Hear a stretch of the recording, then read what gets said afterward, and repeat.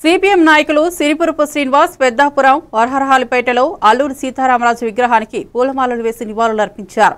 అల్లూరి స్వతంత్ర పోరాటంలో బ్రిటిష్ దాస్యాన్ని తొలగించి గిరిజనుల హక్కుల కోసం పోరాడిన మహానేత. ఆయన పోరాట స్ఫూర్తిని నేటి యువత అవలంబించాలని శ్రీనివాస్ చెప్పారు. దేశ సార్వభౌమాధికారాన్ని కాపాడాలి, సామ్రాజ్యవాద వ్యతిరేక ఉద్యమం అవసరమని తెలిపారు. సిపిఎం నాయకులు ఈ కార్యక్రమంలో పాల్గొన్నారు.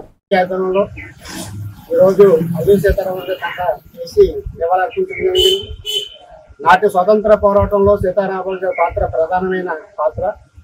ఆంధ్రప్రదేశ్లో మన్యు ప్రాంతంలో గిరిజనులకి దోపిడీకి వ్యతిరేకంగా గిరిజనుల చైతన్యం తీసుకొచ్చి ఆనాటి బ్రిటిష్ సామ్రాజ్యాన్ని వ్యతిరేకంగా పోరాటంలో ప్రధానమైన పాత్ర వహించాడు. నాటి నుంచి నీటి వరకు స్వాతంత్ర దినోత్సవం జరుపుకున్న అల్లూరి సీతారామరాజు పాత్ర మాత్రం ప్రభుత్వం గుర్తించకుండా తూతూ మంత్రంగానే చేస్తుంది. ఏదో ఏజెన్సీ ప్రాంతంలో పార్కు నిర్మించి మ్యూజియం నిర్మిస్తామని వాగ్దానం చేసింది, కానీ నీటికి అది నెరవేరలేదు.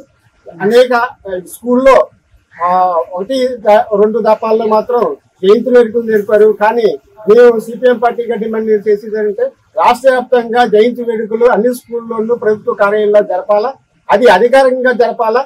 స్వాతంత్ర వీరులు గుర్తించిన ముందు వీళ్ళని కూడా గుర్తించాలా. రాజ్యాంగంలో